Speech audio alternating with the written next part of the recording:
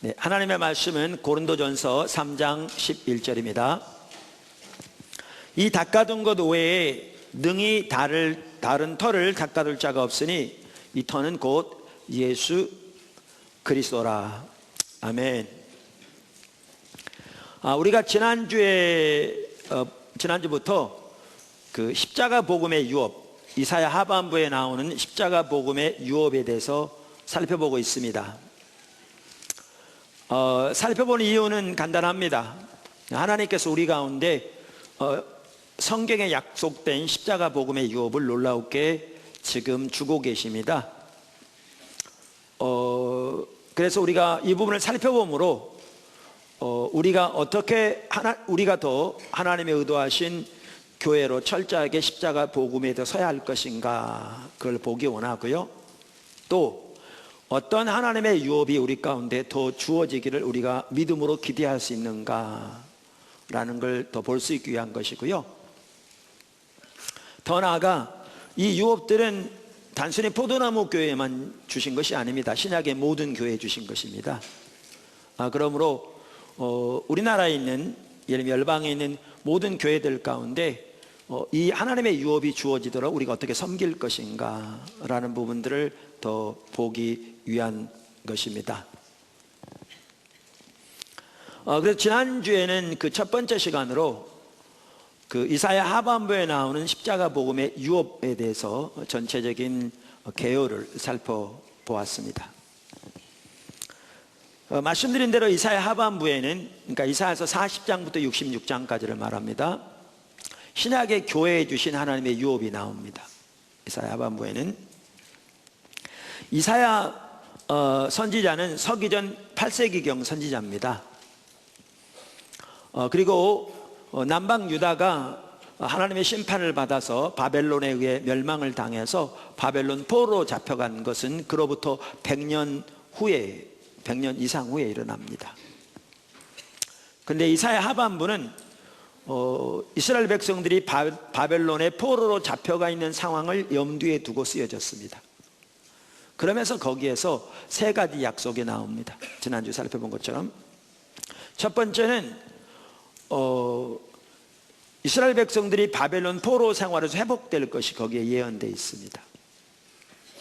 그 다음에 두 번째는 그것과 아울러 예수님을 통한 하나님의 백성의 구속, 예수님을 통한 인류의 구속에 대해서 예언되어 있습니다. 거기에 보면, 그리고 이사야 하반부에 보면 더 나아가 신약의 교회를 위한 하나님의 유업이 거기에 나옵니다. 신약의 교회를 위한 하나님의 유업이 나옵니다.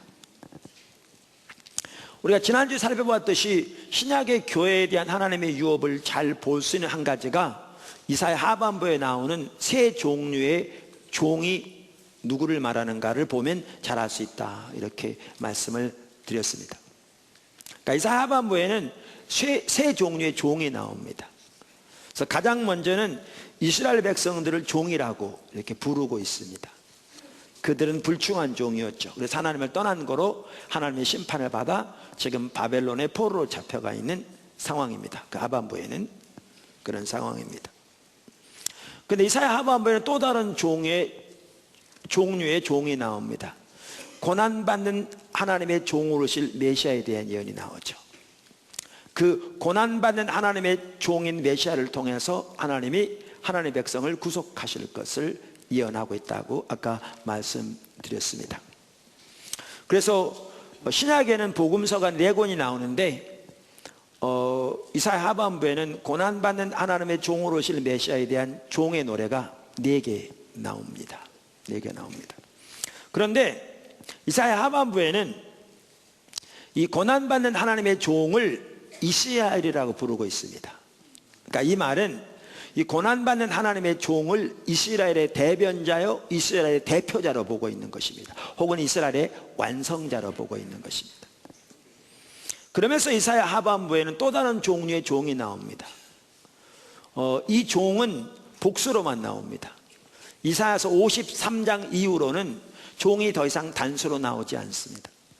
복수로 나오기 때문에 메시아를 가리키는 것도 아닙니다. 그리고 복수로 나오는데 그들은 이스라엘을 가리키는 게 아닙니다.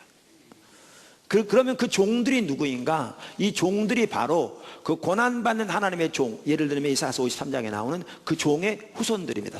쉽게 말하면 바로 그 종에게 속한 참된 성도들이죠. 이 종들은 이스라엘과 유대인과 이방인을 합해서 그 종들입니다. 그래서 이들이 누구인가? 신약의 교회입니다. 그래서 에베소서 2장에 보면 하나님께서 유대인과 이방인을 합하여 한 새 백성을 만드셨다 그랬는데 그게 교회거든요. 신약의 교회. 그래서 이사야 하반부에는 바로 신약의 교회를 위한 하나님의 유업이 나옵니다. 그런데 우리가 이미 살펴본 대로 이 이사야 하반부에 신약의 교회를 향한 놀라운 하나님의 유업이 나오되 이 유업이 철저하게 십자가의 복음의 토대 위에 주어지게 되어 있습니다. 이 부분이 아주 중요하죠. 그래서 이 부분을 지난주에 살펴봤는데 그것을 우리는 어디에서 볼 수가 있는가 하면 갈라디아 4장에서 볼 수 있습니다. 제가 지난주에 살펴볼 내용을 지금 간단히 요약하고 있습니다. 우리가 잘 알다시피 갈라디아 교회는 사도 바울이 병들어서 쉬러 갔던 곳입니다. 갈라디아 지역은. 그런데 그곳에서 복음을 전할 때 사람들이 놀랍게 구원을 받아서 교회가 세워졌습니다. 그렇게 세워진 교회가 갈라디아 교회입니다. 그런데 사도 바울이 갈라디아 교회를 떠난 후에 거짓 복음을 전하는 자들이 갈라디아 교회에 와서 교회를 오염시켰습니다. 그 거짓 복음의 성격의 핵심적인 성격이 뭐였냐면 예수를 믿는 믿음만 가지고는 부족하다. 예수를 믿는 믿음에다 추가로 할례 등 유대인의 전통을 지켜야 한다. 그래야 진정한 하나님의 백성이 될 수 있고 하나님의 유업을 받을 수 있다. 이렇게 가르치는 것이었습니다. 그래서 예수를 믿는 믿음에 추가로 육체를 더한 거죠. 육체를 더한 거죠. 그런데 우리가 오늘도 나오겠지만 예수를 믿는 것은 예수님만 믿어야 합니다. 그리고 예수를 믿는 믿음에 육체를 신뢰하는 것을 더하면 그게 거짓 복음이 됩니다. 그래서 사도 바울은 이 부분에 대해서 강력하게 질타하면서 갈라디아 교회로 하여금 하나님께로 돌아오라 이렇게 말합니다. 그러면서 갈라디아 4장에 보면 이 사도 바울이 전한 십자가의 복음, 십자가 복음을 이삭에 비유하고 거짓 사도들이 전한 예수 더하기 할례 혹은 예수 더하기 육체, 이 거짓 복음을 이스마엘에 비교합니다. 이 두 신앙 체계를 이렇게 비유하면서 이사야서 54장을 1절을 인용합니다.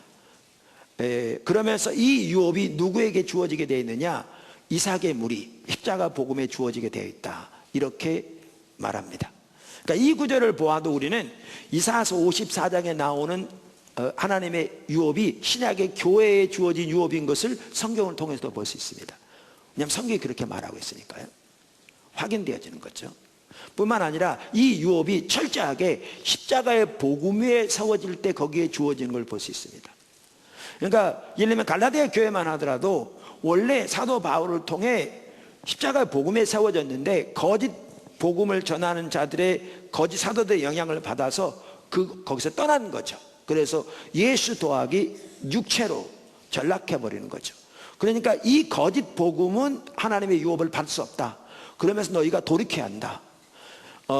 아브라함 시대에 성경이 뭐라고 되어 있느냐? 이스마엘과 하가를 내쫓으라고 그러지 않았느냐? 이런 것처럼 너희 가운데서 거짓 복음을 철저하게 내어 쫓아야 한다. 이렇게 말하고 있는 것이 갈라디아서입니다. 사실 갈라디아서에 보면 그러한 거짓 복음으로부터 참다운 복음, 십자가 복음으로 돌아오라는 사도 바울의 절규가 나옵니다. 너희가 성령으로 시작했다 육체로 마치겠느냐? 지금까지 한 모든 수고가 헛되게 되었느냐? 내가 너희를 위하여 다시 해산하는 수고를 한다. 이렇게 강력하게 말하고 있는 것이 갈라디아서입니다. 그래서 우리가 이사야 하반부에는 신약의 교회를 향한 하나님의 유업이 들어있는데 이 유업이 철저하게 십자가의 복음 위에 주어지는 것임을 우리가 살펴보았습니다. 오늘은 이어서 뭘 살펴보려고 하느냐면 신약 교회의 기초 십자가의 복음에 대해 살펴보려고 합니다. 그러니까 하나님의 의도하신 신약의 교회가 어떠한 모습인가? 그걸 보면 우리가 이 부분을 더 철저하게 이해할 수 있습니다. 그러니까 하나님이 의도하신 신약의 교회는 철저하게 십자가의 복음 위에 세워진 교회입니다. 그것이 하나님이 의도하신 신약의 교회의 모습입니다. 그러니까 십자가의 복음이 교회의 기초입니다. 그래서 교회가 철저하게 하나님이 의도하신 대로 십자가의 복음 위에 세워질 때, 그때 거기에 이사야 하반부에 약속된, 예를 들면 하나님의 유업이 주어집니다. 그 부분을 우리가 살펴보려고 합니다. 아멘. 자, 그런데 이 부분을 가장 잘 말해주고 있는 구절이 오늘 읽은 본문 말씀인 고린도전서 3장 11절입니다. 제가 설교하면서 그걸 좀 느낍니다. 그러니까 오늘 설교가요, 사실 포도나무께서 여러 번 한 설교입니다. 그래서 기존부터 있었던 분들은 몇 번 들었습니다. 근데 한편으로는 몇 번 들었다고 되는 게 아닙니다. 중요한 것은 우리가 실제로 그렇게 사는 게 중요하고요, 순간순간 하나님의 의도하신 교회의 모습을 우리가 선명히 인식하고 거기에 우리 자신을 비춰보며 새롭게 하나님의 말씀하신 대로 우리의 삶이 조정되어 서는 게 매우 중요합니다. 사실 그래서 우리가 이 시리즈 살펴본 하나의 목적도 그 부분입니다. 우리가 어떻게 포도나무 교회가 더욱더 철저하게 십자가의 복음에 세워질 것인가, 교회가 십자가의 복음에 세워진다는 것은 어떤 모습으로 세워지는 것을 의미하는가, 이걸 살펴보기 위한 것입니다. 뿐만 아니라 교회에는 새로 방문한 분들도 있고 최근에 온 성도들도 있기 때문에 십자가 복음의 유업을 살펴보려면 이 부분을 반드시 살펴보아야 합니다. 그래야 그걸 이해할 수가 있죠. 그래서 살펴보는데, 말씀드린 대로 최근에 온 성도들도 있고 기존에 왔다고 해서 다 아는 것도 아니고, 그래서 설교가 이해하기 힘들 수도 있습니다.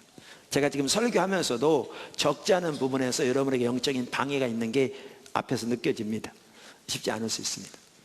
그런데 설교를 끝까지 들으시면 이제 선명히 보입니다. 제 설교는 많은 경우에 끝까지 들어야 합니다. 그래서 신약의 교회, 하나님의 의도하신 교회는 철저하게 예수 그리스도의 터, 즉 십자가의 복음에 세워지는 것입니다. 그것을 잘 볼 수 있는 구절이 오늘 본문 말씀입니다. 자, 다시 한번 보시죠. 이 닦아둔 것 외에 능히 다른 털을 닦아둘 자가 없으니 이 터는 곧 예수 그리스도라. 여기에 터는요, 교회의 기초를 말합니다. 교회의 터, 교회의 파운데이션을 말합니다. 그러니까 이 구절을 좀 이해하려면 배경이 좀 설명이 필요한데요,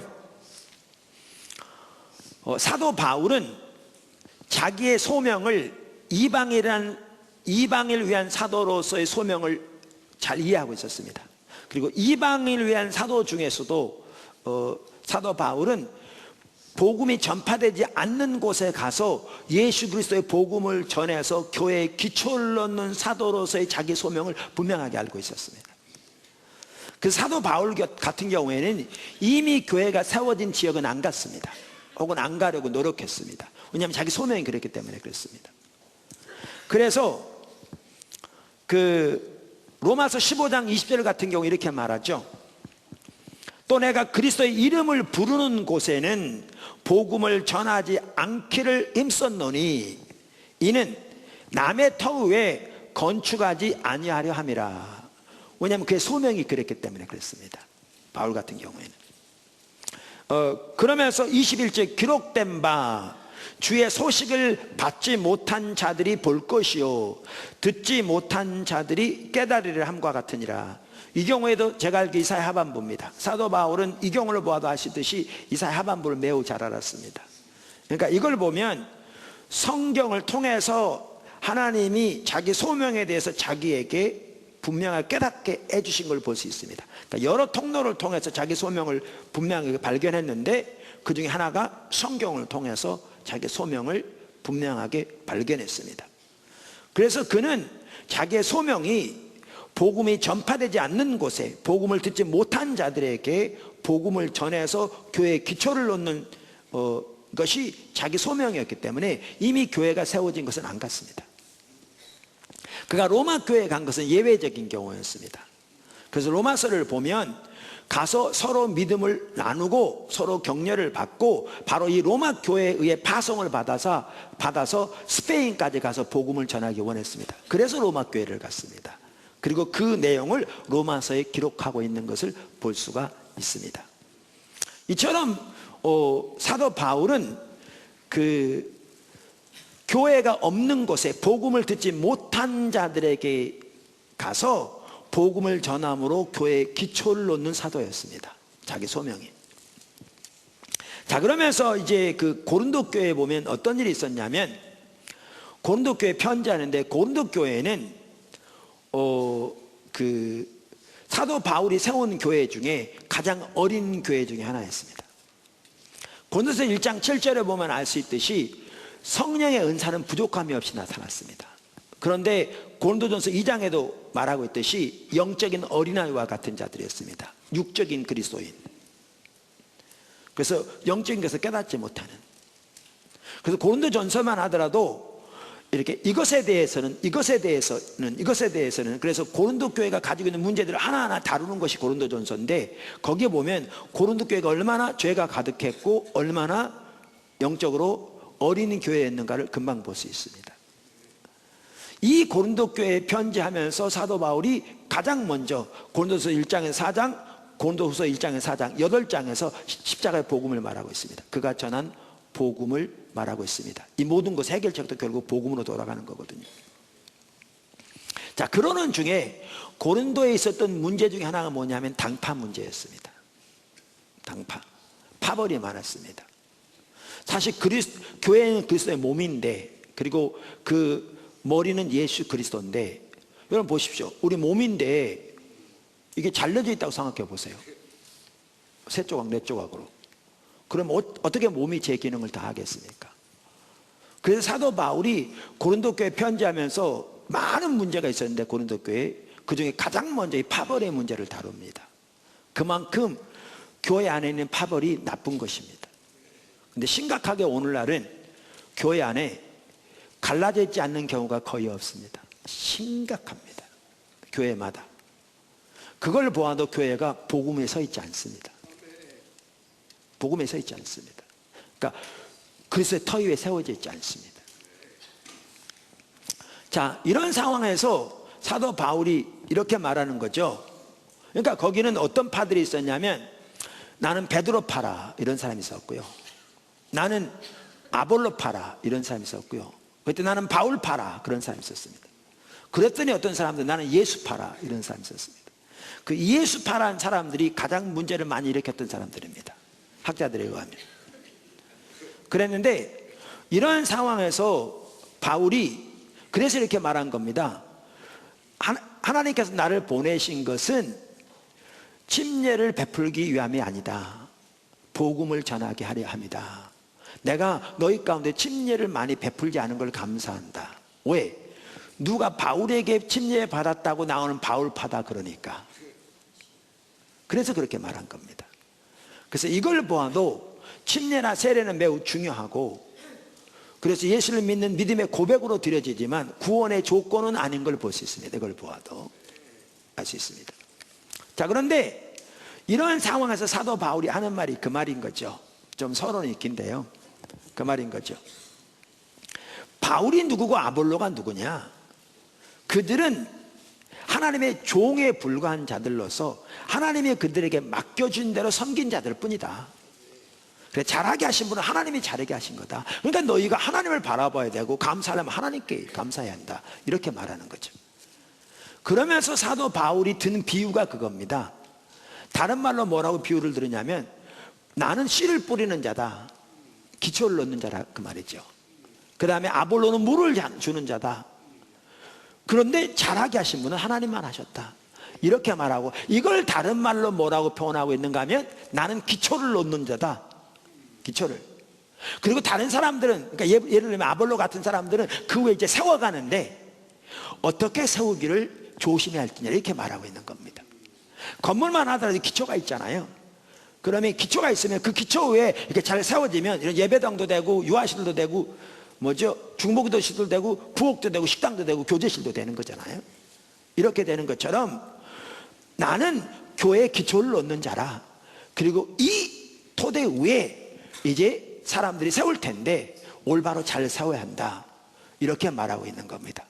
그래서 여기에서 사도 바울이 말하기를 내가 닦아놓은 내가 닦아놓은 기초 외에 다른 기초가 없다. 이 말은 이 전체적인 내용을 볼 때 교회 기초를 말합니다. 명확하게. 좀 설명이 길었습니다만. 그러면서 내가 닦아놓은 이 기초 외에 어떠한 다른 교회의 기초도 없다. 이 뜻입니다. 할렐루야. 그러면서 교회의 기초는 예수 그리스도라. 이렇게 말하는 거죠. 교회의 기초는 예수 그리스도라고 해요. 그러니까 신약 성경에서 하나님께서 의도하신 교회는 철저하게 예수 그리스도의 터 위에 세워지는 교회입니다. 그리고 예수 그리스도의 터가 그 기초입니다. 문자 그대로. 그래서 예수 그리스도의 터 위에 올바로 세워져야 예배도 올바로 되고 기도도 올바로 되고 사역도 올바로 되고 우리 신앙의 모든 것이 올바로 될 수 있습니다. 이게 기초이기 때문에. 그래서 제가 십자가 복음이 우리 신앙의 기초라고 말하는 겁니다. 근데 성경이 그렇게 말하고 있습니다. 교회의 기초는 오직 예수 그리스도라. 다른 터는 없다. 다른 기초는 없다. 이렇게 말하고 있습니다. 할렐루야. 그런데 예수 그리스도와 교회의 터란 말은 우리가 1장에서 쭉 살펴보면 사도 바울이 전한 십자가의 복음을 의미합니다. 십자가의 복음을 의미합니다. 그래서 1장 17절에 보면 그리스도께서 나를 보내심은 복음을 전하게 하려 하시라 그랬잖아요. 그래서 1장 23절에 우리는 십자가에 못 박힌 그리스도를 전하니 24절에 그리스도는 하나님의 능력이 하나님의 지혜니라 이렇게 말함으로써 사도 바울이 말한 이 터 기초는 예수 그리스도 즉 십자가의 복음을 말하는 것임을 볼 수 있습니다. 할렐루야. 그래서 신약의 교회의 기초는 예수 그리스도 즉 십자가의 복음입니다. 그것이 하나님이 의도하신 교회의 모습입니다.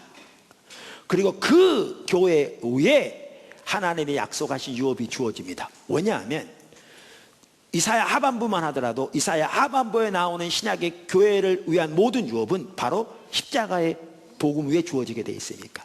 할렐루야. 근데 문제는 이겁니다. 제가 교회의 터는 예수 그리스도라 이렇게 말할 때 아무도 그것을 반박하지 않습니다. 반박하면 이단입니다. 당연한 얘기죠. 근데 문제는 이겁니다.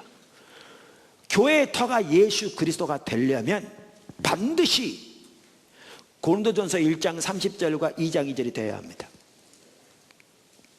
그러니까 고린도전서 3장 11절 예수가 교회의 터가 되려면 고린도전서 1장 30절과 2장 2절이 되어야 합니다. 고린도전서 1장 30절과 2장 2절이 안 되면 우리가 말로는 아무리 교회의 터가 예수 그리스도라고 말할지 몰라도 실제로 교회의 터는 예수 그리스도가 아닌 것입니다. 이것이 심각한 겁니다. 이것이 심각한 겁니다. 우리가 1장부터 쭉 읽어가면 그 문맥을 보면 명확하게 고린도전서 3장 11절 속에 1장 30절과 2장 2절이 들어있는 것을 명백하게 볼 수 있고요. 문맥적으로 볼 뿐만 아니라 성경 전체를 신학적으로 보더라도 이 부분은 너무나 명확합니다. 재론의 여지가 없습니다. 자, 그것을 오늘 하나하나 살펴보려고 합니다. 벌써부터 좀 어렵잖아요, 그죠? 자, 첫 번째. 예수님만이 우리의 의가 되시는 삶. 할렐루야. 예수님만이 우리의 의가 되시는 삶. 아까 제가 뭐라고 말씀드렸냐면 교회의 기초는 예수 그리스도라. 그 외에 다른 어떠한 터도 없다. 이렇게 말씀드렸고요. 그런데 교회의 터가 예수 그리스도가 되려면 1장 30절이 반드시 되어야 한다 그랬습니다. 그런데 1장 30절의 한 부분이 뭐냐? 예수 그리스도가 우리의 의가 되시는 삶입니다. 아멘. 자, 1장 30절 읽어보겠습니다. 1장 30절. 너희는 하나님으로부터 나와서 그리스도 예수 안에 있고 예수는 하나님으로부터 나와서 우리에게 지혜와 의로움과 거룩함과 구원함이 되셨으니. 아멘.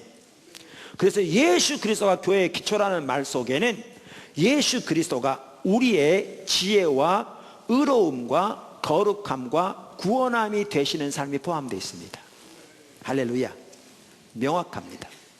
그러니까 이걸 바꿔 말하면 예수님이 우리에게 지혜와 의로움과 거룩함과 구원함이 되시는 삶이 되지 않으면 교회의 기초는 예수 그리스도가 아니라는 말입니다. 이해되십니까? 교회는 성도들의 모임입니다. 성도들의 모임이란 말은 각 성도가 예수가 자신의 지혜와 의로움과 거룩함과 구원함이 되시는 삶이 되어야 합니다. 그 성도들의 모임이 바로 교회고, 그렇게 돼야 비로소 성경이 말하는 대로 그 교회의 기초가 예수 그리스도입니다. 이게 하나님이 의도하신 교회의 모습입니다. 아멘. 그러니까 우리가 아무리 교회의 기초는 예수 그리스도라, 당연하지 무슨 다른 기초가 있겠느냐 이렇게 말할지 모르지만, 아까 말씀드린 대로 우리 각 성도가 각 성도에게 있어서 예수가 우리의 의로움과 거룩함과 지혜와 구원함이 되시는 삶이 안 되면 그 교회의 기초는 예수 그리스도가 전혀 아닌 것이지요. 이게 심각한 겁니다. 자, 그러면 예수님이 우리의 지혜와 의로움과 거룩함과 구원함이 되시는 삶이 돼야 되는데, 그 중에 하나가 뭐냐면 예수님이 우리의 의로움이 되시는 삶이죠. 할렐루야. 이걸 다른 말로 표현하면 뭔 줄 아십니까? 믿음으로 말미암는 의입니다. 이게 다른 말로 표현하면 믿음으로 말미암는 의예요. 여러분, 올해가 종교개혁 500주년 기념해잖아요. 종교개혁의 가장 핵심적인 내용 중에 하나가 뭡니까? 믿음으로 말미암은 의입니다. 그걸 다른 말로 표현하면 고린도전서 1장 30절입니다. 고린도전서 1장 30절. 제가 오늘 설교하면서 조심해야 되는 게 뭐냐면, 다음 주 설교를 미리 안 하는 게 조심해야 합니다. 제가 오늘 설교를 최종적으로 점검하면서 다음 주 설교까지 다 준비했거든요. 다음번. 다음,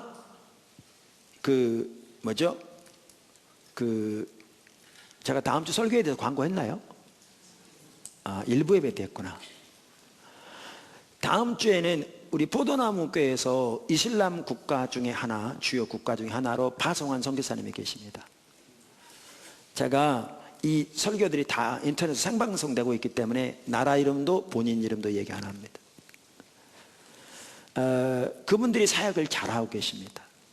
지금 안식년으로 포도나무교회 안식 여기 관에 잠깐 와 계십니다. 곧 이제 돌아가실 텐데, 현지로 임지로 들어가실 텐데, 해외선교위원회하고는 수시로 만나서 기도회도 하고 교제도 했지만 지체들 전체 앞에서는 아직 얘기를 못 나눴는데, 다음 주일날 1부 예배, 2부 예배 때 설교하실 겁니다. 어쩌면 다음 주일 선교사님이 결정하실 일이지만 다음 주일 설교는 차단될 수도 있습니다. 인터넷으로. 저는 잘 모르겠습니다. 이제 그분이 결정하실 겁니다. 그 내용에 따라서.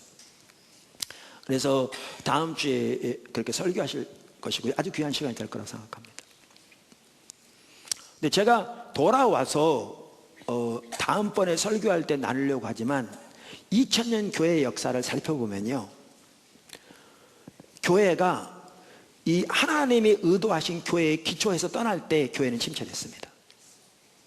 항상. 여러분, 오늘날 교회가 심각하게 침체되어 있잖아요. 다음 주에 보시면 알지만 그 가장 주된 이유는 교회가 하나님이 의도하신 교회에서 떠났기 때문에 그렇습니다.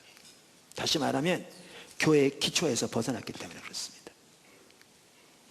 그리고 다음 주에 살펴볼 텐데, 2000년 교회의 역사 동안 교회가 회복될 때마다 반드시 무슨 일이 일어났냐면 이 교회의 기초가 회복됐습니다. 교회가 다시 십자가의 복음으로 세워졌습니다. 그때마다 회복됐습니다. 그만큼 이 교회의 기초가 중요합니다. 그만큼 종교개혁이 바로 그걸 의미하고요. 다음 주에 자세히 살펴볼 것입니다. 그래서 교회의 기초는 예수 그리스도라 너무나 잘 아는데, 교회의 기초가 예수 그리스도가 되려면 그 중에 하나 핵심이 뭐냐면 예수가 우리의 의로움이 되시는 삶이 되어야 합니다. 할렐루야. 그게 포함되어 있습니다. 아멘. 자, 그러면 또 이렇습니다. 예수님이 우리의 의로움이 되시는 삶, 제가 아까 뭐라 하냐면 예수님만이 우리의 의로움이 되시는 삶, 이렇게 말씀드렸습니다. 이렇게 말하면, 이걸 다른 말로 표현하면 믿음으로 말미암은 의라, 그 말이죠. 자, 그러면 많은 사람들이 뭐라고 말하냐면요, 당연하지, 믿음으로 말미암은 의 외에 다른 무슨 의가 있어, 우리는 행함으로 구원받지 못하는데, 이렇게 당장 얘기합니다. 그리고 우리가 교리적으로는 믿음으로 말미암은 의를 다 믿는다고 생각하기 때문에 우리는 당연히 예수가 우리의 의로움이 되시는 삶을 살고 있다고 생각합니다. 근데 그런지 안 그런지는 이제 살펴보아야 합니다. 살펴보아야 합니다. 자, 그래서 예수님만이 우리의 의로움이 되시는 삶이 무엇을 의미하는지를 살펴봐야 되는데, 그거를 가장 잘 볼 수 있는 구절이 빌립보서 3장입니다. 빌립보서 3장입니다. 그건 다 찾으셔야 합니다. 자, 빌립보 3장을 여러분 찾아보시면 1절 위에 보면 제목이 달려 있습니다. 제목이 뭐라고 써 있나요? 네? 하나님께로 말미암는 의, 이렇게 써 있죠. 그렇죠. 원래 지금 제가 말한 제목은요, 원어에는 안 써 있습니다. 학자들이 번역하면서 이렇게 여러분에게 도움이 되도록 이렇게 붙여놓은 겁니다. 그러면 학자들이 보기에 빌립보 3장 이 구절이 뭐에 대해서 말하고 있는 구절이라는 거예요? 하나님께로부터 말미암는 의에 대해서 말하고 있는 구절이라는 거예요. 그러니까 다시 말하면 믿음으로 말미암는 의에 대한 구절이라는 거예요. 그걸 다른 말로 표현하면 예수 그리스도가 우리의 의가 되시는 삶에 대해서 말하는 구절이라는 거예요. 그래서 빌립보서 3장이야말로 믿음으로 말미암는 의, 다른 말로 예수님이 우리의 의가 되시는 삶을 말하는 가장 주된 구절 중에 하나입니다. 그래서 제목이 이렇게 딱 달려 있습니다. 자, 그러면 이제 그걸 보시겠습니다. 2절을 보십시오. 2절. 제가 하나하나 설명하겠습니다. 개들을 삼가고 행악하는 자들을 삼가고 몸을 상해하는 일을 삼가라. 여기에 개역 개정판에 몸을 상해하는 일을 삼가라 그랬는데요, 이게 개역 성경에는 뭐라고 되어 있었냐면 손할례당을 삼가라 이렇게 되어 있어요. 그리고 이게 어떤 사람들이에요? 이게 우리가 지난주에 살펴본 갈라디아서에 나오는 예수를 믿는 믿음의 추가로 할례 등 유대인의 전통을 지켜야, 그래야 진정한 하나님의 백성이 되고 하나님의 유업을 받을 수 있다고 가르친 자들을 말합니다. 여러분, 이걸 보면 뭘 볼 수가 있는가 하면요, 그 당시 예수를 믿는 믿음의 추가로 육체를 더한 이 거짓 복음이 매우 팽배했던 걸 볼 수가 있습니다. 이게 갈라디아 교회의 문제만이 아니었고, 이게 빌립보 교회의 문제만이 아니었고, 그래서 골로새서도 나오고요, 고린도 후서에 나오고요, 사도 바울이 편지를 쓴 곳마다 거의 모든 서신서에서 이 문제를 다루고 있습니다. 이 얘기는 뭐냐면, 그 당시 초대교회 당시 그 많은 교회들 가운데 이 거짓 복음이 그만큼 많이 교회를 오염시킨 걸 볼 수 있습니다. 볼 수 있습니까? 볼 수 있습니다. 그만큼. 그래서 사도 바울이 갈라디아서 5장 11절에 뭐라고 표현했는가 하면, 형제들아, 내가 지금까지 할례를 전한다면 어찌하여 지금까지 박해를 받으리요, 이렇게 말함으로써 거의 수많은 교회들이 이 거짓 복음으로 오염을 받아서 그 중에 수많은 성도들이 예수를 믿는 믿음의 추가로 육체를 의지하는 율법주의 신앙에 빠짐으로써 복음의 능력이 그들에게 소멸되고 하나님의 은혜가 그들에게 거치고 있는 반면에, 그들은 자기들이 옳다고 생각하면서 오직 예수 그리스도만을 전하는 사도 바울을 핍박했던 걸 볼 수 있습니다. 핍박했던 걸 볼 수 있습니다.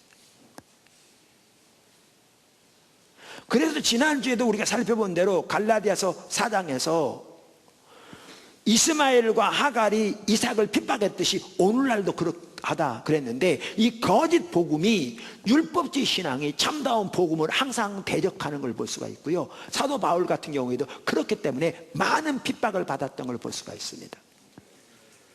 근데 그들에게 똑같이 거짓 복음, 예수 더하기 육체를 의지하는 신앙을 전한다면 핍박은 안 받겠지만, 그러면 십자가 능력이 소멸됐을 거라 그 말입니다. 그래서 거치는 것이 거쳤으리라 이 말은요, 십자가 능력이 소멸됐을 거라 그 말입니다. 이게 초대교회 당시 상황입니다. 이게 사실 근데 이게 오늘날도 심각합니다. 심각합니다. 자, 그러면서 사도 바울은 이렇게 예수를 믿는 믿음의 추가로 육체를 의지하는 그 거짓 복음을 전하는 자들을 뭐라고 부르고 있어요? 개들이요 행악하는 자들이라 이렇게 부르고 있습니다. 유대인들에게서 개는요 가장 혐오스러운 짐승입니다. 그러니까 유대인들이 느끼기에 가장 혐오스러운 짐승을 그런 사람들에게 비유했습니다. 그러니까 그런 사람들을 가장 혐오스러운 짐승인 개에게 비유했습니다. 왜 그럴게요? 아무리 예수님을 믿는다고 말할지 모르지만, 예수를 믿는 믿음의 추가로 할례 등 육체를 의지하는 것은 실제로 전적으로 육체를 의지하는 것과 똑같고, 이렇게 육체를 의지하여 하나님 앞에 서고자 하는 자들은 이것이 바로 가짜고 하나님을 대적하는 것이기 때문에, 이것은 그래서 십자가를 소멸시키는 것이요, 하나님 은혜에 거치게 하는 우리 인간의 노력을 의지해 하나님 앞에 서고자 하는 것은 악한 행위이기 때문에 이렇게 강력하게 말하는 거죠. 개들이요 행악하는 자들이라. 아멘. 그런데 바로 다음 절에 보면 참다운 신앙의 특징을 말합니다. 2절에는 거짓 복음을 전하는 자들을 이렇게 말하고 난 다음에, 그러면 참다운 신앙의 특징, 참다운 복음의 특징, 참다운 십자가 복음의 특징을 말합니다. 바로 다음 절에 그 세 가지가 나오는데, 그 세 가지가 뭡니까? 여기 보면 3절을 보시면 자 이렇게 말합니다. 하나님의 성령으로 봉사하며 그리스도 예수로 자랑하고 육체를 신뢰하지 아니하는 우리가 곧 할례파라. 자, 여기 하나씩 설명이 필요합니다. 어떨 때는 여러분 잘 알지라고 그냥 뛰어넘으면 새로 오신 분들은 잘 모르는 경우가 많더라고요. 자, 여기 보면 곧 할례파라. 이 말은 무슨 말이냐면요, 이 말은 참다운 성도라 그 말입니다. 그러니까 그 당시에 예수를 믿는 믿음의 추가로 할례와 같은 육체를 의지하는 자들이 자기들을 할례파라 불렀거든요. 우리가 할례당이라. 이 말은 뭐냐면 우리야말로 정통적인 그리스도인이라. 그래서 이들은 할례에 대해서 자부심이 하늘을 찔렀거든요. 우리가 할례파라. 그러니까 그들을 개들 행악자들이라 그러면서 사도 바울이 우리가 곧 할례파라, 그 말은, 이 할례파란 말은 무슨 뜻이에요? 참다운 성도라, 정통적인 하나님의 자녀라, 하나님의 유업을 받을 자라 그 말입니다. 그래서 참다운 성도의 특징을 세 가지로 듭니다. 여기에 보면 참다운 성도의 특징을 세 가지로 드는데, 그 세 가지는 뭐예요? 성령으로 봉사하며 그래서 예수로 자랑하고, 그 다음에 육체를 신뢰하지 않는 것. 자, 여기 한 가지 매우 중요한 게 있습니다. 이 구절은 뭐에 대해서 말하는 구절이냐면 복음에 대해서 말하는 구절입니다. 제목이 뭐라고요? 하나님께로부터 난 의에 대해서 말하는 구절이라고요. 복음에 대해서 말하는 구절입니다. 그러니까 성령으로 봉사하며, 이 말은 나올 필요가 없는 말입니다. 나올 필요가 없는 말입니다. 조금 더 설명드릴 텐데요, 거짓 사도들이 전한 거짓 복음은 예수를 믿는 믿음의 추가로 할례를 더한 겁니다. 그러니까 예수도 믿고 육체도 믿는 겁니다. 그러면서 사도 바울은 뭐라고 말하냐면 참된 신앙은 예수를 믿고 육체를 안 믿는 거다 이렇게 말합니다.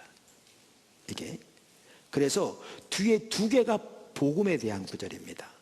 이 구절은 복음에 대해서 말하는 구절입니다. 그러니까 성령으로 봉사하면 이게 나올 필요가 없는 말입니다. 근데 나온 겁니다. 이게 중요합니다. 이게 중요합니다. 나올 필요가 없는데 나올 뿐만 아니고 제일 먼저 나왔습니다. 제일 먼저 나왔다는 말은 그만큼 중요성이 강조된 겁니다.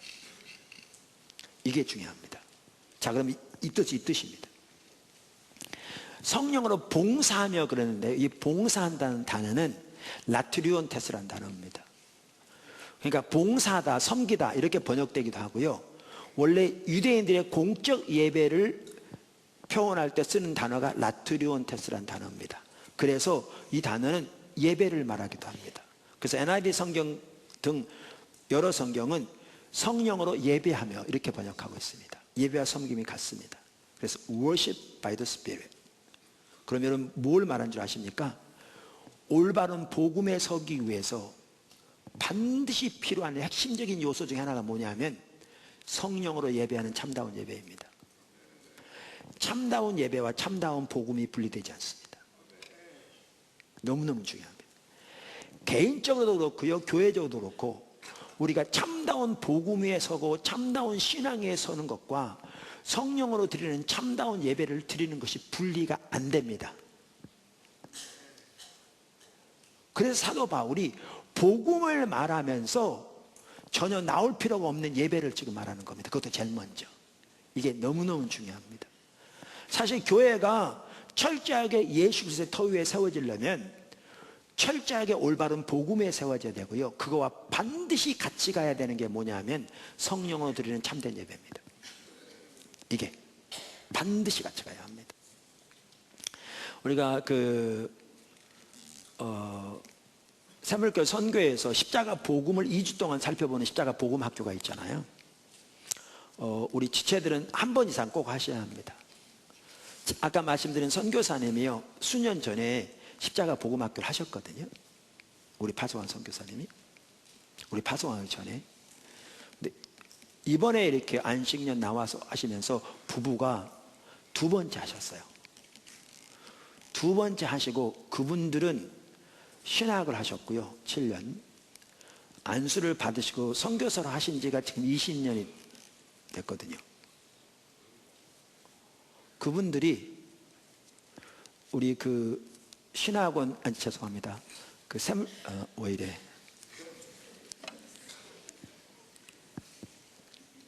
해외선교위원회 기도에 와서 그분들이 간증하는 말이 십자가 복음은 반드시 2번을 해야 된다. 그분들이 목사님, 사모님, 그리고 선교사들은 반드시 십자가 복음을 2번을 하고 파송돼야 된다. 저한테 물어보지 말고 해외선교위원회 위원들한테 물어보세요.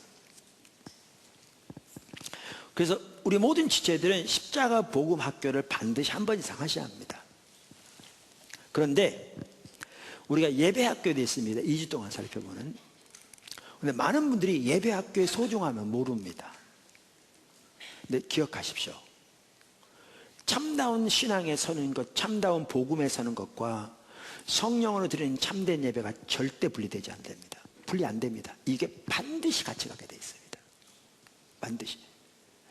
이 구절이 그걸 매우 중요하게 보여줍니다. 자, 그걸 보고 이제 넘어갑니다. 자, 그러면서 이 구절을 올바로 이해하기 전에 뭘 보셔야 되냐면 이걸 보셔야 합니다. 자, 보세요. 우리의 신앙은 예수님을 믿는 거잖아요. 근데 이 구절에 보면 예수님을 믿는다는 말 대신에 뭐라고 표현했어요? 예수를 자랑한다고 표현했어요. 그러니까 이 구절을 봐도 알 수 있고요, 앞으로 우리가 다른 구절도 볼 텐데 예수를 믿는 것과 예수님을 자랑하는 것이 밀접하게 관련되어 있습니다. 그러니까 둘이 상호 교환적으로 사용되어 있습니다. 그래서 우리는 이 3장 3절에 이렇게 설명할 수 있습니다. 자, 보세요.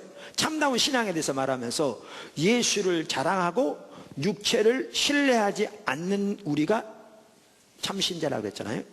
이걸 이렇게 바꿀 수도 있습니다. 예수를 믿고 육체를 믿지 않는 우리가 참신자라, 이렇게 할 수 있습니다. 실제 이 말입니다. 이렇게 바꿀 수 있습니다. 예수를 자랑하고 육체를 자랑하지 않는 우리가 참신자라, 이렇게 할 수도 있습니다. 이걸 이렇게 바꿀 수도 있습니다. 예수를 믿고 육체를 자랑하지 않는 우리가 곧 참신자라, 이렇게 말할 수 있습니다. 근데 여기에 아주 중요한 말이 나옵니다. 그게 뭐냐면 예수를 믿으려면 육체를 안 믿어야 합니다. 이게 문제입니다. 그 당시에 소위 말하면 할례당이 어떤 사람들이었습니까? 그 사도 바울이 게드르 향학자들이라고 말한 그들이 뭐냐면 다 예수를 믿는 사람들이었습니다.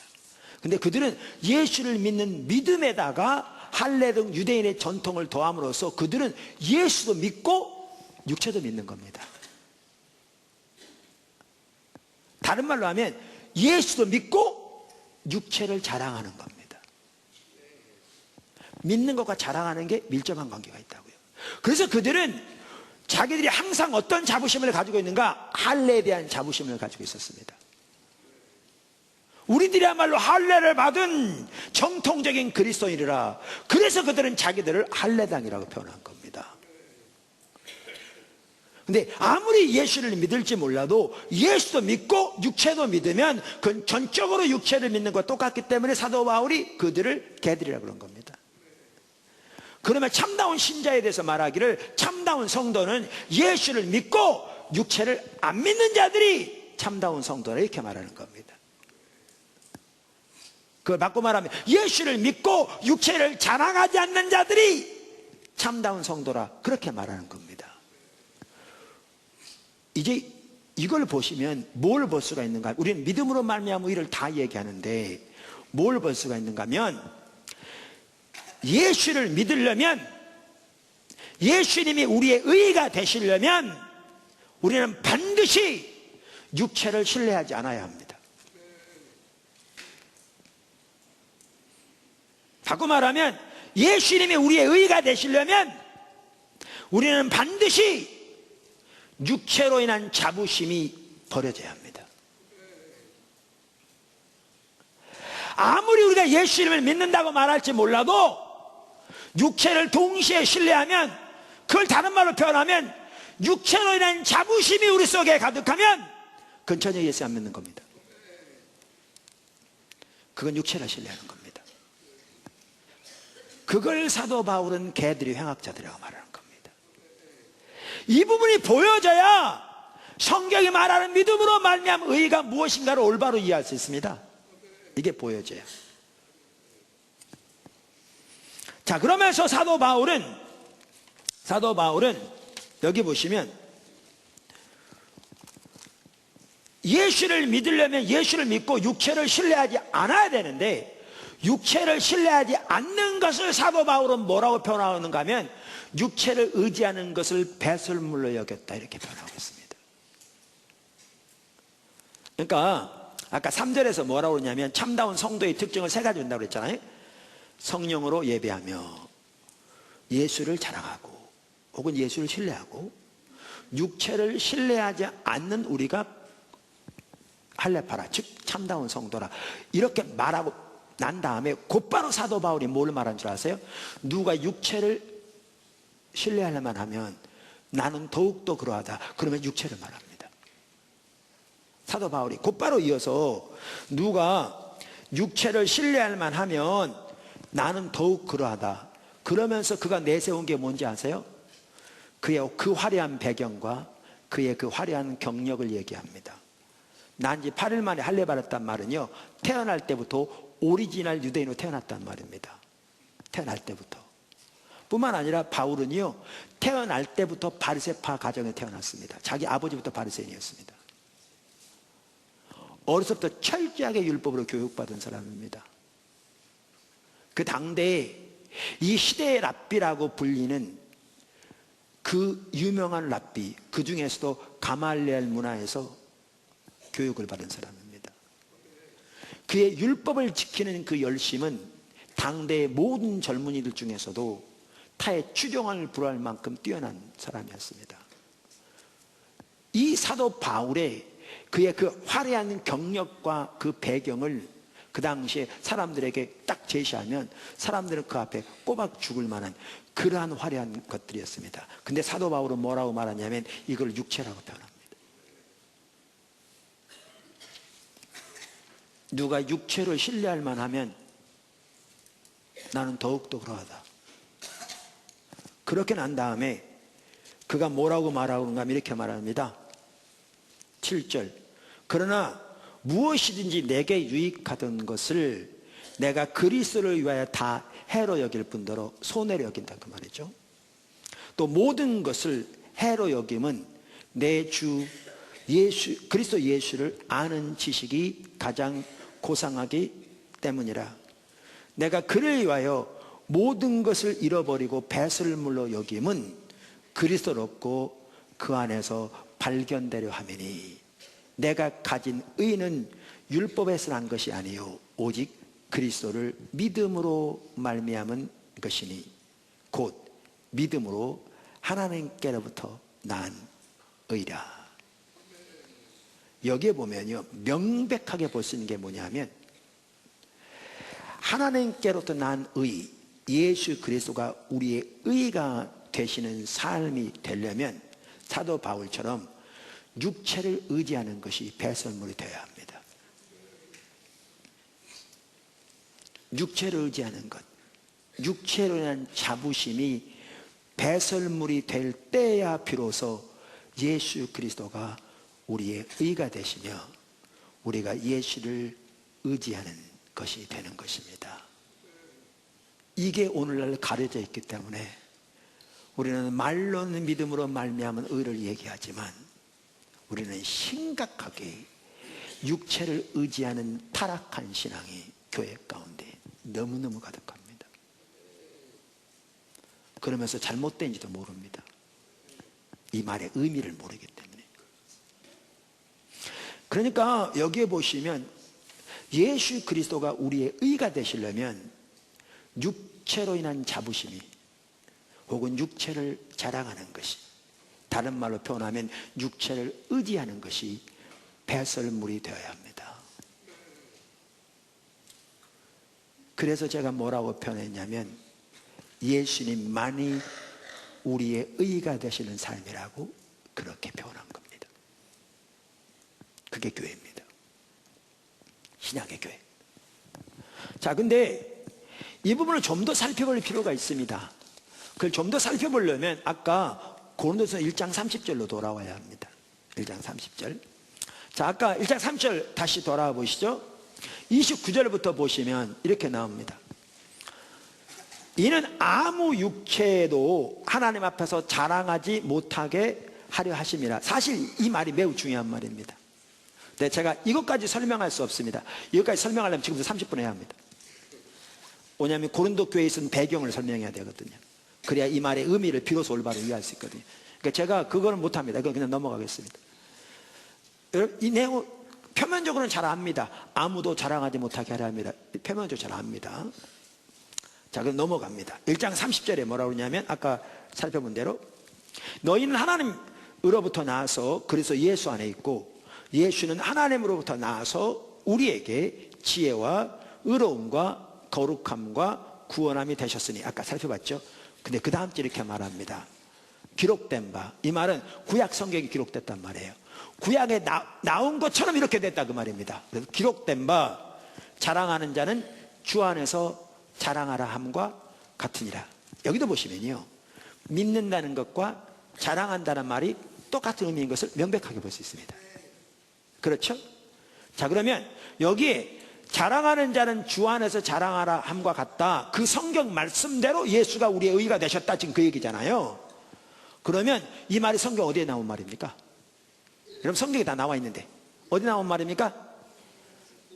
예, 예레미야 9장 24절이라고 써 있습니다. 여러분 성경 보면 써 있습니다. 거기 보면 이게 예레미야 9장 24절을 인용하고 있는 말입니다. 9장 24절. 자, 그러면 여러분 성경 읽을 때 이런 일이 있으면요, 예레미야 9장 24절을 찾아가 보셔야 합니다. 그래야 훨씬 더 많은 걸 볼 수 있습니다. 자, 그럼 예레미야 9장 24절을 보십시오. 성경에 되어 있습니다. 자랑하는 자는 이것으로 자랑할지니 곧 명철하여 나를 아는 것과 나 여호와는 사랑과 정의와 공의를 땅에 행하는 자인 줄 깨닫는 것이라. 나는 이 일을 기뻐하노라. 여호와의 말씀이니라. 이렇게 말하고 있습니다. 아멘. 한마디로 말하면 이럽니다. 여호와를 자랑하라, 이렇게 말하고 있는 겁니다. 자, 하나님이 예레미야 선지자를 보내서 그 당시 유다 거민 예루살렘 백성에게 뭐라고 외치느냐 하면 여호와를 자랑하라, 이렇게 외치고 있다고요. 근데 제가 하고자 하는 말이 그 말이에요. 그 당시 유다 백성들이, 예루살렘 거민들이 예레미야를 통해서 여호와를 자랑하라 라는 설교를 들었을 때 그들은 뭐라고 생각했을까요? 당연하지, 그렇게 생각했을 겁니다.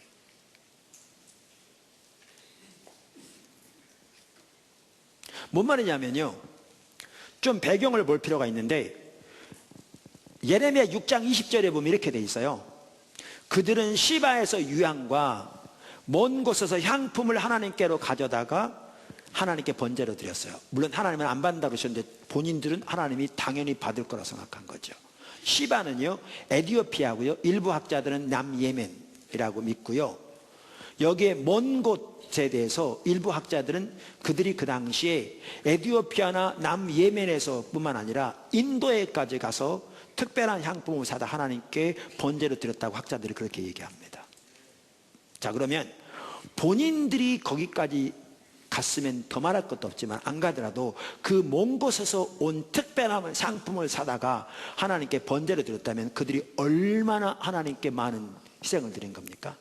여러분, 예레미야 시대가 어느 시대냐면요, 그들이 하나님을 버린 거로 하나님의 심판이 임해서 나라가 망한 시대입니다. 하나님이 바벨론 왕을 통해서, 느부갓네살을 통해서 그 나라를 완전히 멸망시킨 거죠. 근데 보세요, 그들이 멸망한 게 종교적인 의식이 적어서 멸망한 게 아니었습니다. 그들이 멸망한 게 종교적인 희생이 적어서 멸망한 게 아니었습니다. 정말 많은 희생이 있었습니다. 뿐만 아니라 여기 예레미야 12장 1절 보십시오. 이 구절은 여러분 다 찾으십시오. 1절, 거기 제목에 뭐라고 되어 있습니까? 예레미야 12장 1절 제목에 우리말에 예레미야의 질문 이렇게 되어 있습니다. 근데 영어 성경에 보면 뭐라고 되어 있냐면, NIV 성경에 보면 예레미야의 불평 이렇게 되어 있습니다. 저는 이렇게 생각합니다. 왜 질문이라고 그랬을까?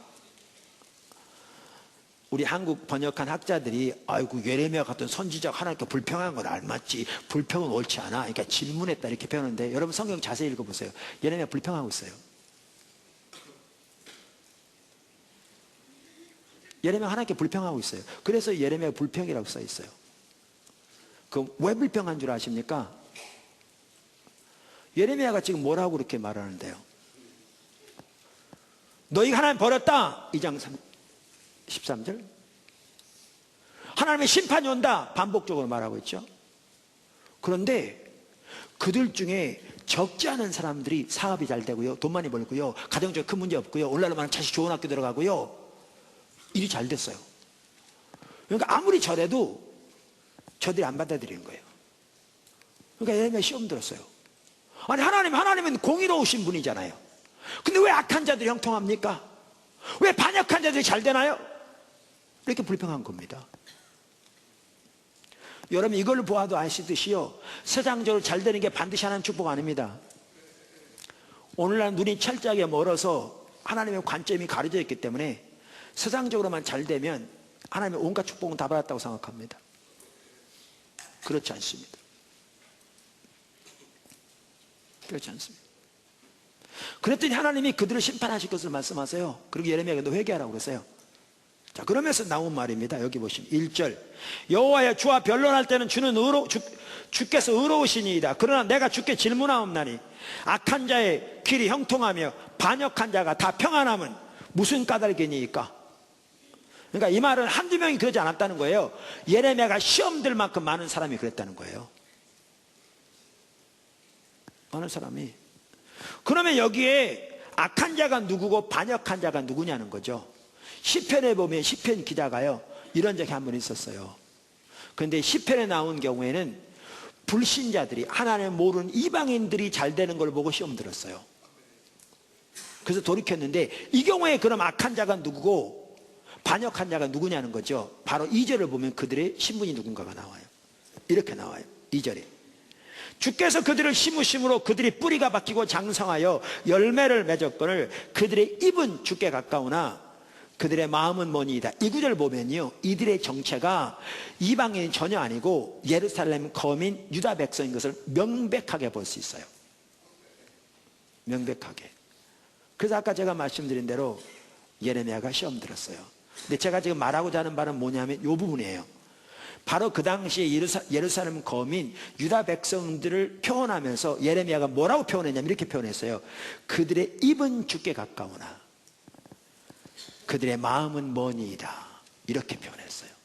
이걸 영어 NIV 성경은 뭐라고 번역하냐면 You are always on their lips. 주님, 당신이 항상 저들의 입술에 있습니다.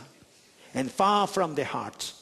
그런데 당신이 저들의 마음에서는 멀리 떠나 있습니다. 이렇게 돼 있어요. 그러니까 여기에 보면요, 그들의 입술에 항상 누가 있었다고요? 하나님.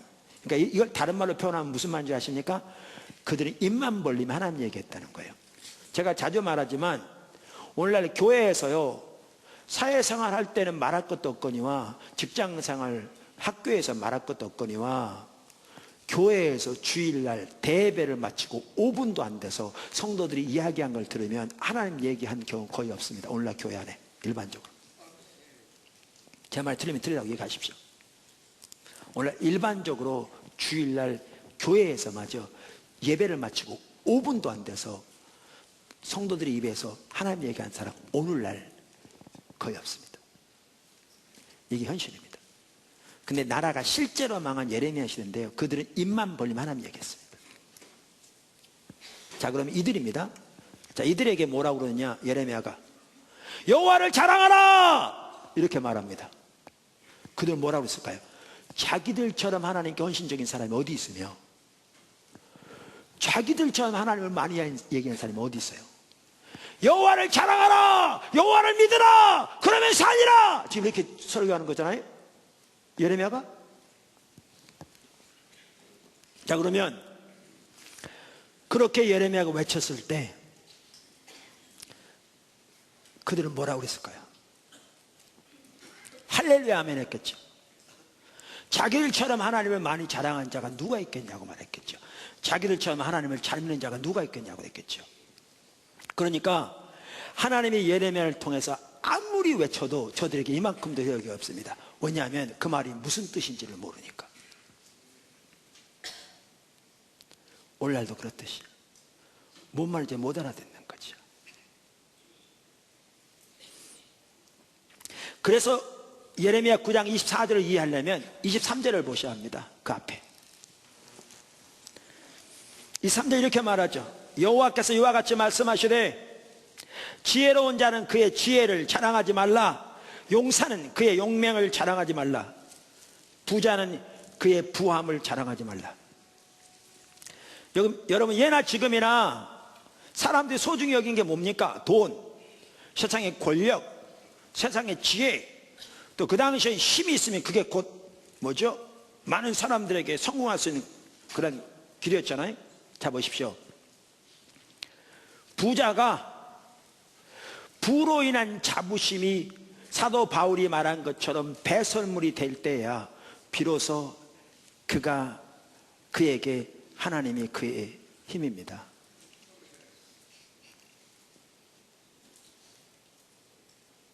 세상에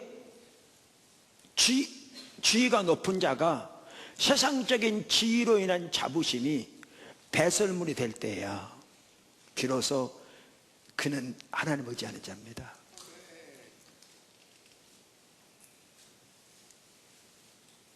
근데 예레미야 시대에는 다 하나님을 자랑한다고 말했을지 모르지만 그들은 하나님도 자랑하고 육체도 자랑한 거죠.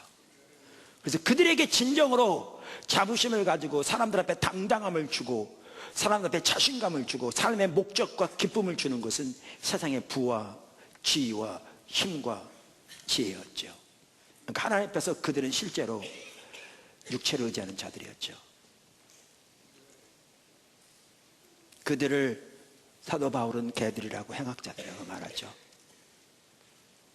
예레미야 시대에요, 하나님께서 예레미야를 통해서 너희는 하나님을 자랑하라고 그랬는데 그 말의 의미는 하나님만 너희 자랑이다라 그 뜻입니다.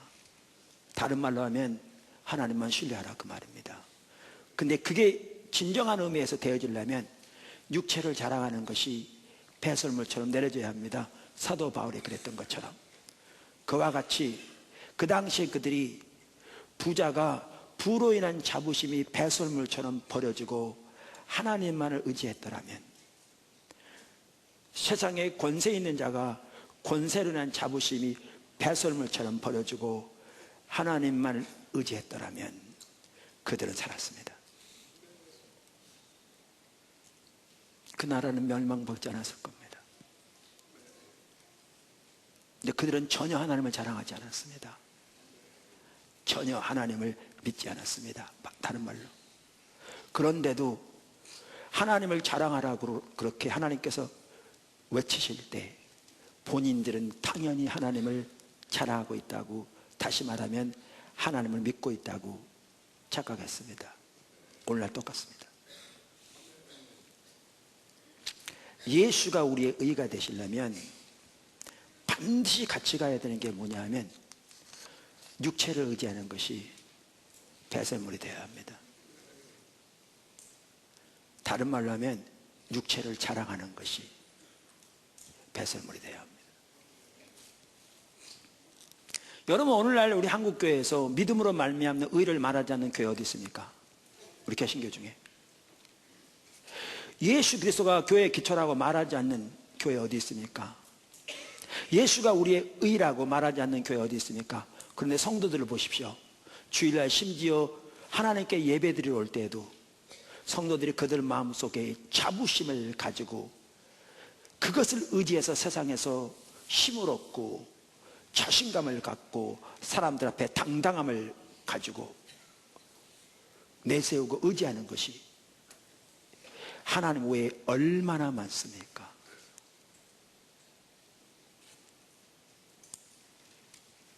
그 하나하나가 우상인데,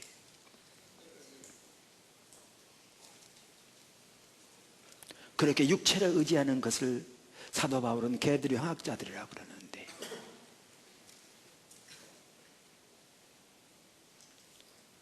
그러니까 아무리 믿음으로 말미암은 의의 교리를 말할지 몰라도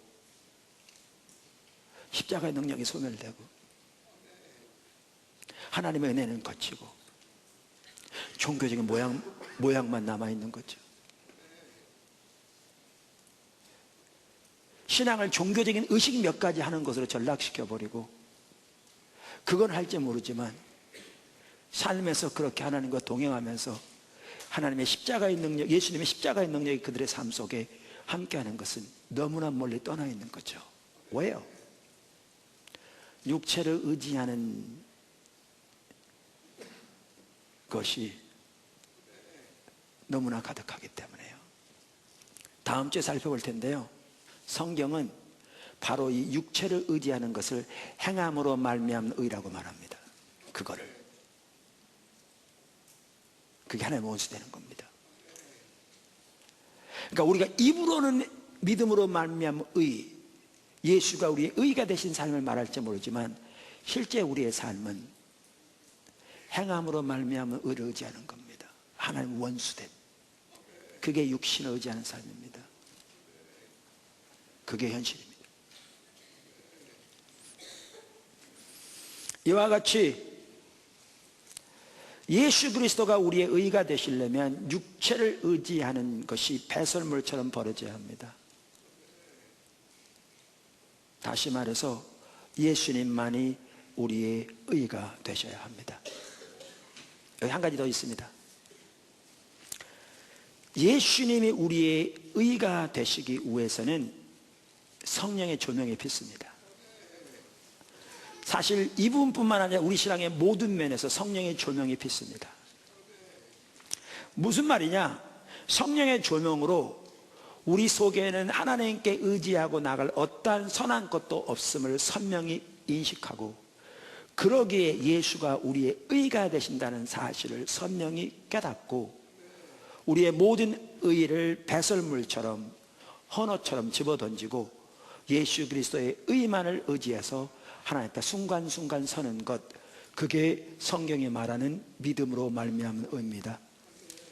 그래서 여기에 필수한 게 뭐냐 하면 성령의 조명입니다. 제가 이 부분을 나눌 때 항상 나눕니다마는 우리 이기스 목사님 사모님, 세문교 성교 부회장님이신 그분 이야기를 제가 그분이 적어서 저한테 보내준다고 그러는데 아직 안 보내줘도 곧 보내올 겁니다. 제가 며칠 전에 독촉했습니다. 그래서 자기 말로 자기 얘기를 써서 보내주겠습니다. 그런데 대강 내용은 이렇습니다. 그분들이 그 화순 전라남도 거기에서 목회할 때입니다. 감리교는 3년 단독 목회의 안수를 받기 때문에 그래서 전도사로서 그 시골에 들어갔습니다. 그때 있었던 일인데 한 번은 목사님이 보니까 사모님 얼굴이 완전히 굳어 있더래요. 그러면서 식사만 해주고 계속 예배당에 가서 혼자 기도하더래요. 그러니까 말을 붙일 그런 뭐가 전혀 아니더래요. 나중에 알게 된 건데, 사모님이 시골에 섬기다 보면 이런저런 일들이 있잖아요. 근데 그런 일들에 대해서 이렇게 반응하다 보면 자기가 믿음으로 이렇게 또 사랑으로도 반응하지 못할 때가 있잖아요. 어떨 때 속상하고. 근데 이런 일이 반복되다 보니까 어떻게 어떤 생각이 들었냐면, 자기가 구원받지 못한 사람 같더래요. 자기가 구원받은 하나님 백성이면 사모로서 성도들을 섬기러 왔다고 하면서 왜 이런 일도 이해하지 못하나, 참지 못하나. 물론 참 쉬운 일들은 아닌데, 이게 보여지면서 구원 못 받은 것처럼 느껴지니까 앞이 깜깜한 거죠. 그러니까 예배당에 가서 기도하는 거죠. 완전히 얼굴이 굳어서. 근데 그분들이 그 당시에 우리 찬송가 중에 주로 영어에서 번역된 거잖아요. 그래서 우리 찬송가를 부르되 원래 영어 원곡을 가지고 많이 부르곤 했나 봐요. 근데 영어 원곡 중에 가사 내용 이런 게 있답니다. 내 속에 선한 게 없어요. 그래서 나는 주를 보아요. 이런 찬양이 있는데, 그런 상태에서 앉아서 하나님 앞에 이렇게 있는데 온천이가 깜깜한 것 같더래요. 그런데 그 찬양을 드리고 있는데 그 깜깜한 온천이가 깜깜한데 저기서 빛이 하나가 다가온 것 같더래요. 점점 다가오면서 보니까 십자가더래요. 근데 그때 요한복음 14장에서 예수님께서 내가 곧 길이요 진리요 생명이니 나로 말미암지 않고는 아버지께로 올 자가 아무도 없느니라, 이 말씀 생각나게 하시더래요. 그럼 딱 깨닫게 하신 게 그거였죠. 내 속에 선한 게 없어. 그래서 내가 너의 의가 되시는 거야. 그래서 나로 말미암지 않고는 아버지께로 올 자가 아무도 없어. 이걸 딱 깨닫게 하신 거죠. 그러니까 그분이 그렇게 깨닫이더래요. 아, 내 속에는 내가 하나님 앞에 의지하고 나갈 어떠한 선한 것도 없구나. 그래서 예수님이 날 위해 이 땅에 오셔서 십자가에 못 박혀 돌아가심으로 나의 의가 되셨구나. 그래서 예수로 말미암지 않고는 아무도 아버지께로 올 자가 갈 자가 없다고 하셨구나. 그게 딱 깨달아지더래요. 그러면서 자기의 모든 의를 걸레처럼 던져버리고 자기 속에는 어떠한 선한 것도 없음을 선명히 깨닫고, 그래서 예수가 자기의 의가 되신다는 사실을 선명히 인식하고 그 예수 그리스도의 의만을 의지해서 하나님 앞에 선 거죠. 그러면서 그분이 나 같은 죄인 살리신 그 찬양을 그렇게 감격적으로 들을 수 있었대요. 믿음으로 말미암는 의요, 예수가 우리의 의가 되신 삶이요, 그걸 의미합니다. 하나님 앞에서 우리가 어떠한 선한 것도 없음을 선명히 인식하고, 그래서 예수 그리스도가 우리의 의가 되신다는 사실을 선명히 깨닫고, 우리의 모든 의를, 자기 의를 걸레처럼 벗어던지고 예수 그리스도의 그 의만을 의지해서 순간순간 하나님 앞에 서는 것, 그게 성경이 말하는 믿음으로 말미암는 의입니다. 그게 예수가 우리의 의가 되시는 삶입니다. 다음 주에 살펴보겠지만 이 믿음으로 말미암는 의는 우리가 처음 구원받을 때만 우리에게 해당되는 게 아니고요, 구원받는 순간부터 하나님 앞에 서는 그날까지 순간순간 그렇게 우리가 의지하여 하나님 앞에 서는 것이 성경에서 말하는 믿음으로 말미암는 의입니다. 그럼 제 얘기 잘 들으십시오. 하나님 의도하신 교회, 하나님 의도하신 교회가 뭐냐? 예수가 교회의 터가 되는, 기초가 되는 교회, 예수만이. 그 중에 포함된 말이 뭔 줄 아십니까? 그 예수가 우리에게, 나에게 의가 되시는 삶을 사는 성도들의 모임이 교회입니다. 그게 하나님 의도하신 교회입니다.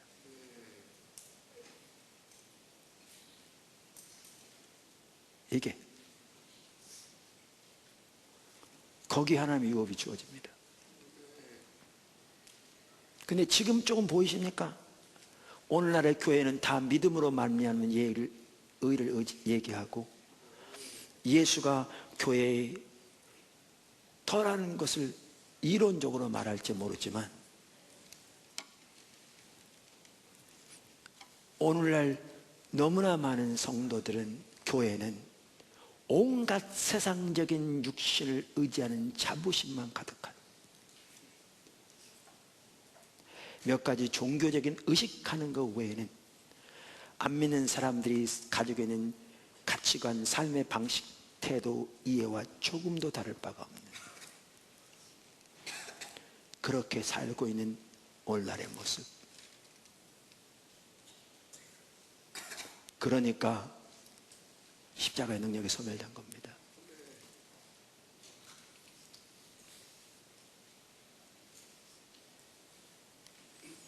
포도나무 교회가 어떻게 예수 그리스도의 터 위에 세워지기를 오늘까지 추구해왔고 앞으로 더 추구해야 되는데 그래서 살펴보는 겁니다.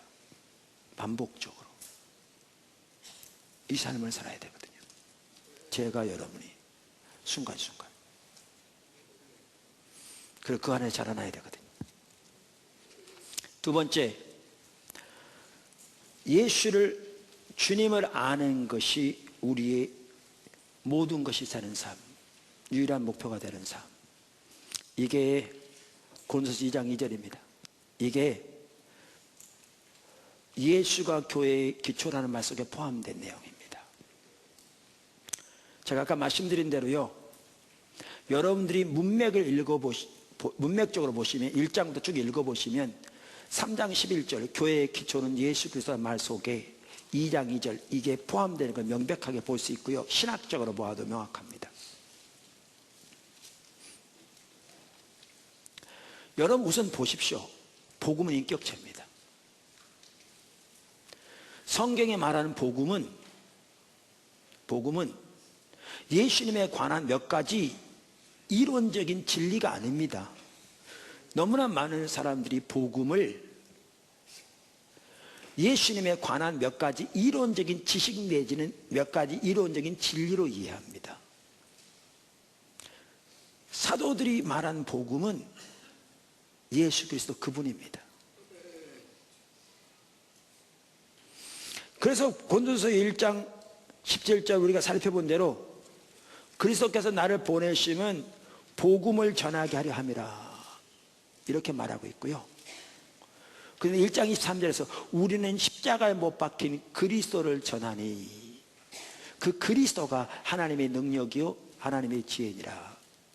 그러면서 2장 1절에는 내가 너에게 나아가 하나님의 증거를 전할 때, 그러다가 2장 2절에 뭐라고 하냐면 내가 너희 중에서 예수 그리스도 곧 십자가에 못 박히신 그분 외에는 아무것도 알지 않기로 작정했다.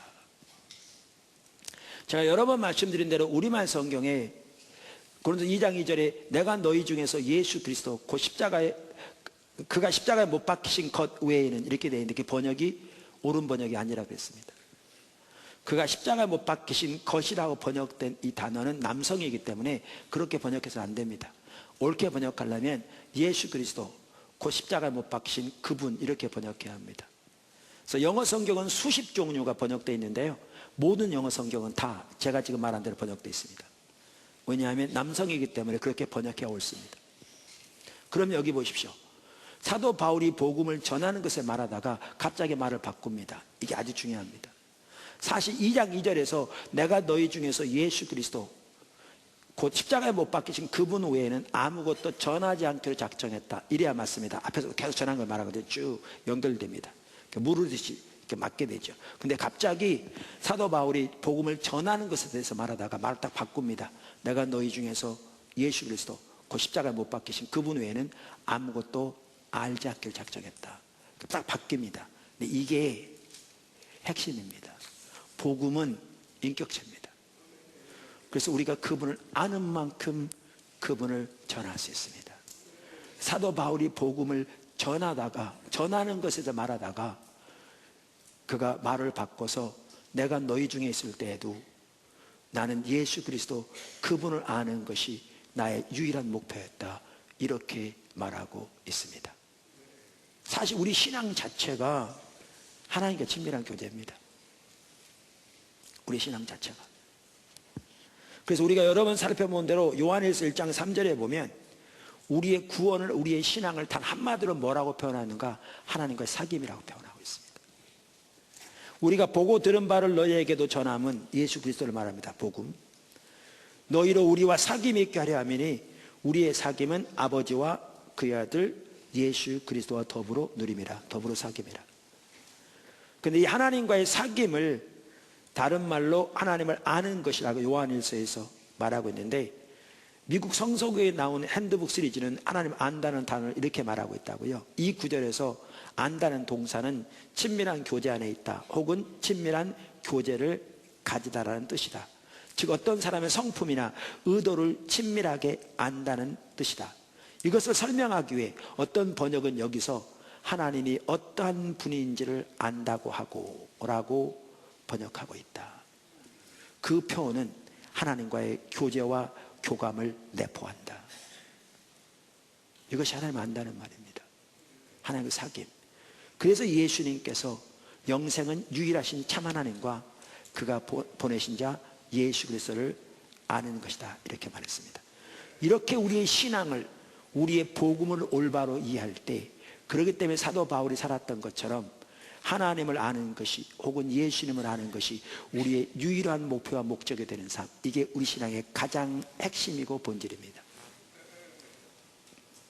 여러분, 오늘날 교회의 기초는 예수 그리스도라 그랬는데, 그 교회의 기초가 가려진 가장 주된 이유 중에 하나가 하나님 그분을 알기를 추구하는 우리의 신앙에 대한 이해 자체가 가려져 있는 게 출발점입니다. 이게 가장 출발점입니다. 오늘날 교회 안에 자기 사업의 문제, 자녀의 문제를 위해 도와달라고 하나님께 때로는 철야기도 하고 금식기도 하고 40일 작전기도 하고 교회 성장하게 해달라고 금식하고 작전기도 하는 건 있는데, 하나님 그분을 알기 위해, 그분의 영광을 보기 위해, 그분의 뜻을 알아 그 가운데 서기 위해 그분을 찾는 그러한 기도는 너무나 가려져 있습니다. 개념조차 없는 것이 대부분의 성도들의 삶이고 대부분의 목사들의 삶입니다. 이거부터가 가려져 있습니다. 그러니까 교회의 기초가 철저히 가려져 있는 겁니다. 성경의 사도 바울은 그의 유일한 목표가 예수님을 아는 거였고, 바울뿐만 아니라 모세건 다윗이건 우리가 여러 번 살펴본 것처럼 그들의 인생의 단 하나의 유일한 목표는 하나님을 보는 것이었는데, 하나님을 아는 것이었는데, 본단 말은 육신의 눈으로 본단 말이 아니고 그분의 영광을 보는 것, 그분의 성품을 아는 것이었는데, 이게 가치관입니다. 여러분 이거 아시죠? 하나님을 알기를 추구하는 것, 하나님 얼굴을 구하는 것이라 성경은 말하는데요, 거기에서 떠나는 것이 타락의 출발점입니다. 타락의 출발점입니다. 그리고 거기서 떠나면 곧바로 찾아오는 게 뭐냐면 영적인 눈이 어두워집니다. 분별력이 사라집니다. 그러니까 참다운 하나님의 길을 모르게 돼 있습니다. 제가 두 성경 구절을 보겠습니다. 첫째는 로마서 1장 18절입니다. 로마서 1장 18절. 하나님의 진노가 불의로 진리를 막는 사람들의 모든 경건하지 않음과 불의에 대해 하늘로부터 나타나나니, 여기에 보면 하늘로부터 나타난다, 이게 현재형입니다. 그래서 영화 NIV성 The wrath of God is being revealed from heaven, 하늘로부터 하나님의 진노가 지금 현재 나타나고 있다, 이렇게 표현하고 있습니다. 그러면 어떤 진노를 말하는가? 이는 하나님을 알만한 것이 그들 속에 보임이라. 하나님께서 이를 그들에게 보이셨느니라. 창세로부터 그의 보이지 않은 것들, 곧 그의 영원하신 능력과 신성이 그가 만드신 만물에 분명히 보여 알려졌나니, 그러므로 그들이 핑계하지 못할지니라. 그러면 하나님을 알 때 하나님을 영화롭게도 하지 아니하며 감사하지도 아니하며 오히려 그 생각이 허망해져서 미련한 마음이 어두워졌나니, 스스로 지혜 있다 하나 어리석게 되어 썩어지지 아니하는 하나님의 영광을 썩어질 사람과 새와 짐승과 기어다니는 동물의 모양의 우상으로 바꾸었느니라. 그러므로 하나님께서 그들의 마음에 정욕대로 더러움에 내어버려 두사. 진노가 뭔지 아십니까? 하나님이 내어버려 두시는 겁니다. 지금 현재 나타나는 하나님의 진노의 핵심이 뭔지 아십니까? 하나님이 내어버려 두시는 겁니다. 뭐에? 죄에게 방임하도록 내어버려 두시는 거죠. 눈이 어두워져서 온갖 우상숭배, 조금 하면 동성연애, 온갖 종류의 죄악들 내어버려 두신 겁니다. 왜요? 하나님을 구하지 않으니까. 하나님 찾지 않으니까.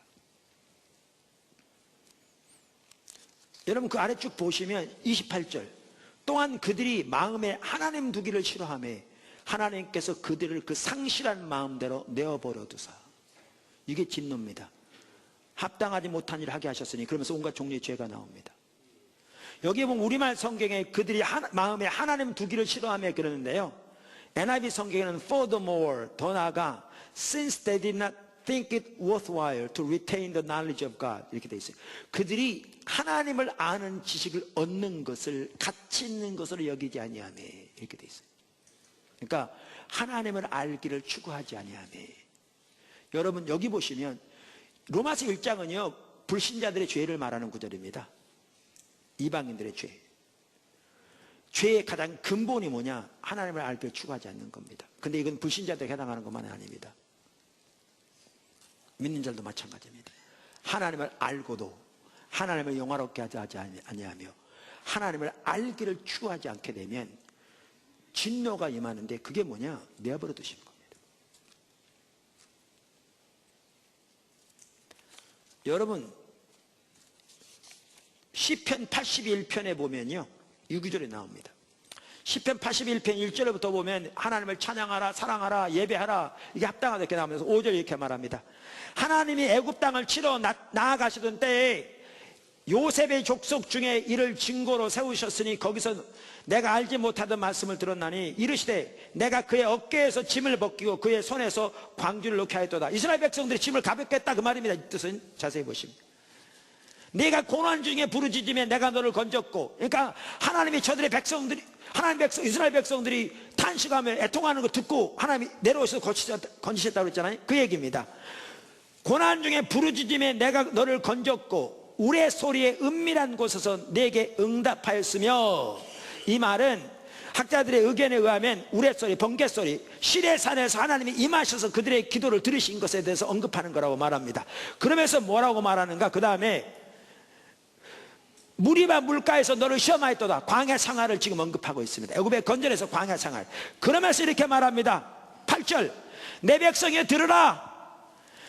내가 내게 증언하리라. 이스라엘이여 내게 듣기를 원하노라. 그러면서 너희 중에 다른 신을 두지 말며 이방신에게 절하지 말지어다. 이게 십계명 가장 핵심적인 첫 번째 두 계명이잖아요. 그러면서 81장 10절 보십시오. 이렇게 말합니다. 나는 너를 애굽 땅에서 인도하여낸 여호와 내 하나님이니 내 입을 크게 열라. 내가 채우리라 하였으나, 너무나 많은 사람들이 이 구절을 정말 잘못 사용합니다. 욕심대로 크게 자기 목표만 가지면 하나님이 채워줄 것처럼. 그거요 이단에 쓰는 방법과 똑같은 방법입니다. 이 구절은 그 구절 아닙니다. 여러분이 욕심대로 아무거나 많이 원하면 하나님이 여러분 욕심대로 채워주겠다는 말 아닙니다. 지금 이 구절 그거 아닙니다. 지금 본문을 보십시오. 문맥을 보십시오. 하나님이 이렇게 이스라엘 백성들을 위해서 놀라운 일을 하셨습니다. 그리고 광야를 인도하시면서 그들을 시험하셨습니다. 그러면서 그들에게 뭐라고 말씀하셨느냐? 이렇게 말씀하셨습니다. 너희는, 그러니까 나는 너희를 애굽 땅에서 인도해낸 여호와 내 하나님이 내 입을 크게 열라. 내가 채우리라 하였으나 그 다음 절, 내 백성이 내 소리를 듣지 아니하고 이스라엘이 나를 원하지 아니하였도다. 입을 크게 열라는 얘기가 뭔 얘기인지 아십니까? 하나님을 구하라는 얘기예요. 하나님을 찾으라는 얘기예요. 하나님을 구하라, 하나님을 찾으라, 그러면 내가 채울게 그랬는데 그들이 어떻게 했다고? 하나님 말씀하셨는데 내 백성이, 하나님의 백성이 하나님께 귀를 기울이지 아니하고 나를 원치 아니하였도다. 여러분 말씀드린 대로 광야에 살아난 이스라엘 백성들은요 기도 열심히 했습니다. 홍해 앞에서 그들이 기도한 내용을 생각해 보십시오. 다 죽게 생겼는데 절박하게 부르짖었을 겁니다. 200만 명이. 저는 통성기도의 원조가 그들이라고 생각합니다. 그들은 자기들의 당면한 처지와 문제를 위해 하나님의 도움은 구했을지 모르지만 그들은 하나님 그분을 찾지 않았습니다. 그들이 나를 원치 아니하였도다. 하나님 얼굴을 구하지 않았습니다. 하나님을 찾지 않았습니다. 그랬더니 그 다음 절은 뭐라고 한 줄 아십니까? 그러므로 내가 그의 마음을 완악한 대로 내어 버려 두어.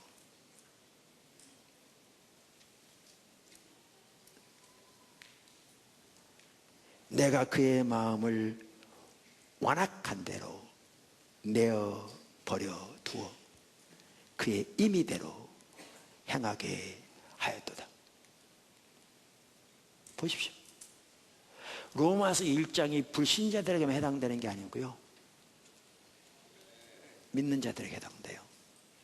우리의 신앙은 하나님과의 친밀한 교제이고 십자가의 복음은 십자가에 못 박힌 예수 그리스도 그분이기 때문에 우리 신앙의 가장 핵심은 바울이 그랬던 것처럼, 모세가 그랬던 것처럼, 다윗이 그랬던 것처럼 하나님 그분 알기를 간절히 추구하고 사모하는 것입니다.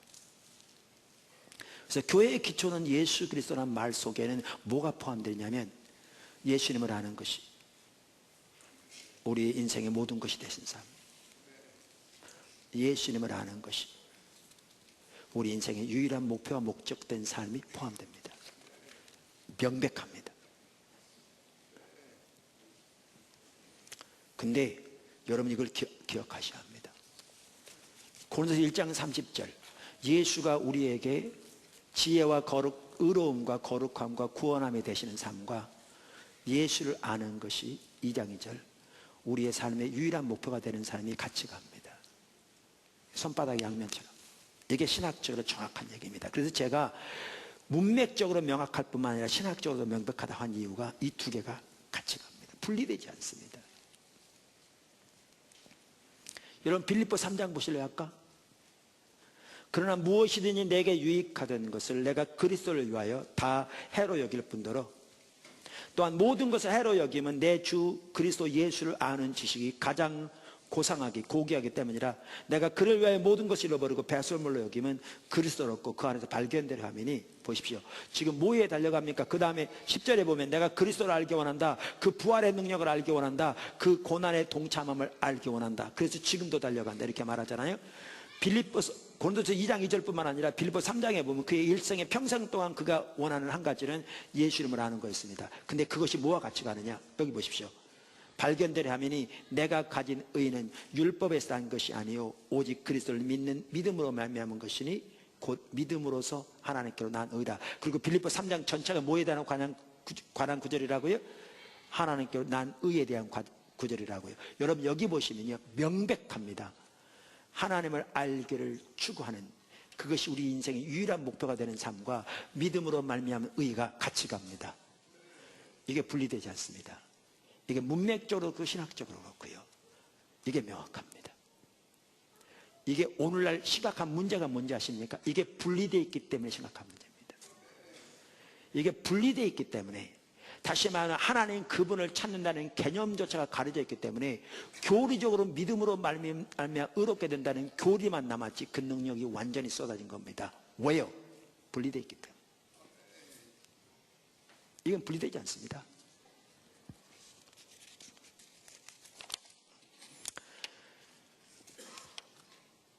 시간이 이제 다 됐네요. 제가 몇 분만 더 말씀드리겠습니다. 제가 한 번은 우리 교단 대전 침례신학대학에 집회 갔었다고 그랬잖아요.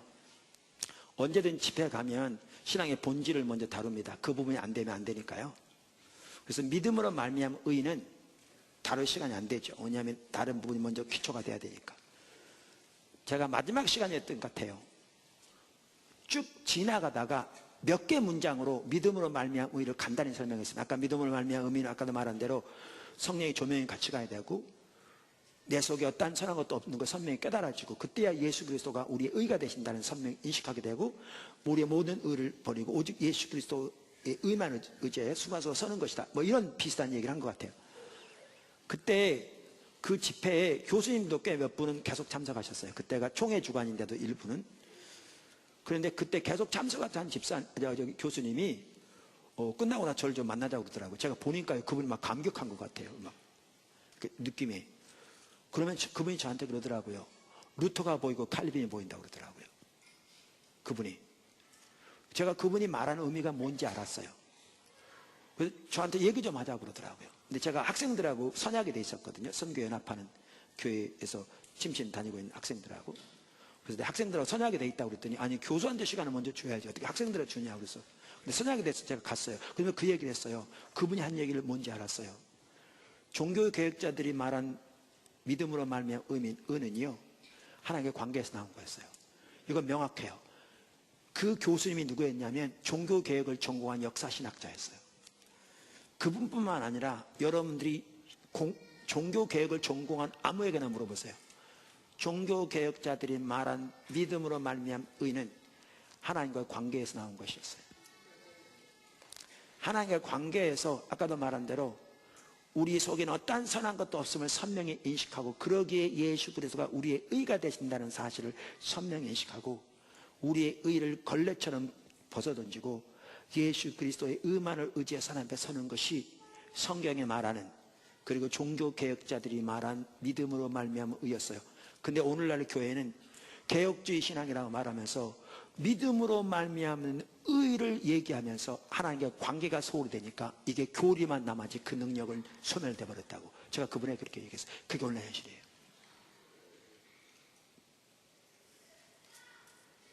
그게 현실이에요.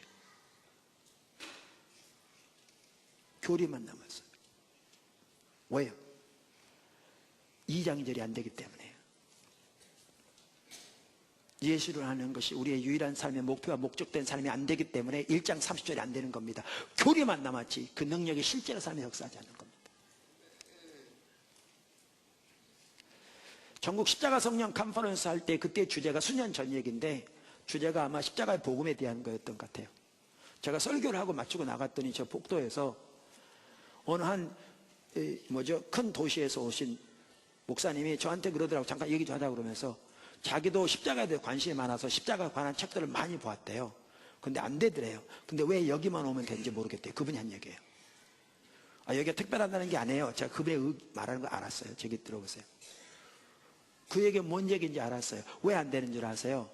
그분은 십자가의 복음 능력을 알기 위해 십자가에 관한 책들을 많이 보았죠.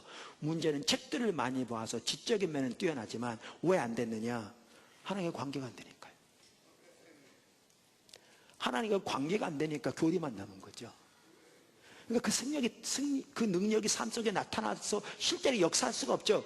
교리적으로 아는 건 매우 중요하지만 그 삶을 살기 위한 수단인데, 교리적으로 몇 가지 안다고 그 능력이 자동적으로 나타나는 게 아니거든요. 그럼 왜 여기 와서 된다고 그러느냐? 그분이 물론 경험을 말하니까 그랬지만 왜 그러느냐? 우리가 특별하냐? 전혀 아니라니까요. 우리가 예배에서부터 하나님의 얼굴을 구하는 거죠. 주님을 알기를 추구하고, 주님을 아는 것이 우리의 유일한 목표와 목적도 해주고, 이렇게 주님을 추구하니까 하나님의 임재와 성령의 조명이 있는 겁니다. 그러니까 그분도 자기가 배웠던 것이 예배를 통해서, 설교 시간을 통해서, 기도를 통해서 선명히 깨달아진 거죠.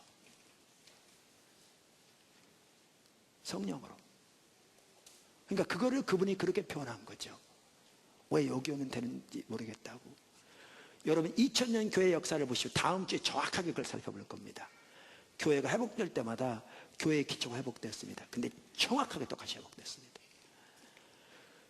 예수 그리스도의 터 외에 다른 터가 없다.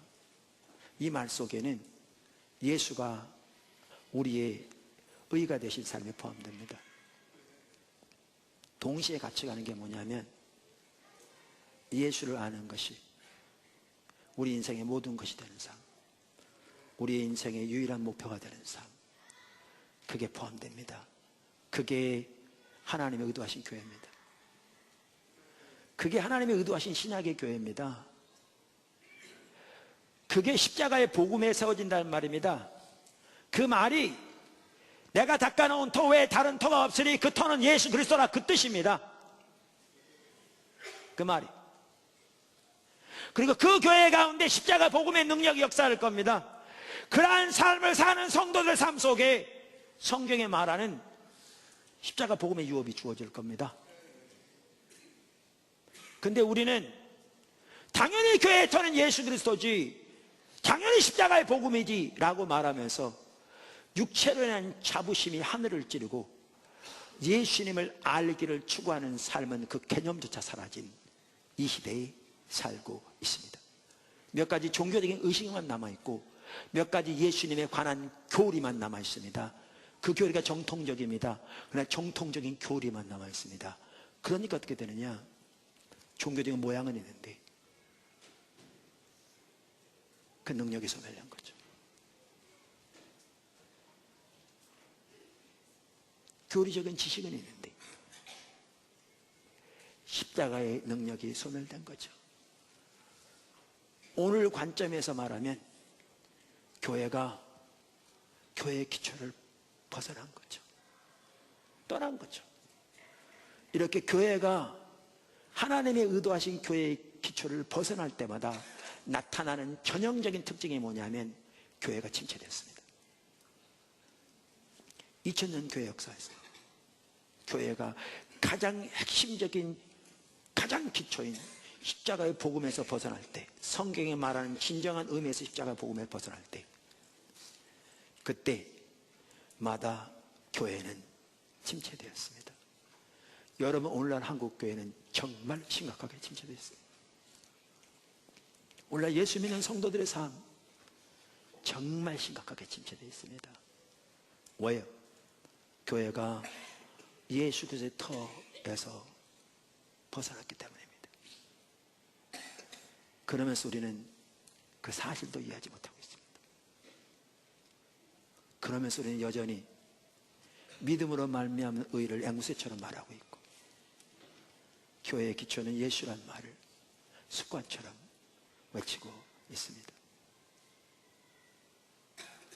돌아가야 합니다. 포도나무 교회가 철저하게 예수 그리스도의 터 위에 세워진 교회가 더욱더 되기를 주님을 축원합니다. 기도하겠습니다.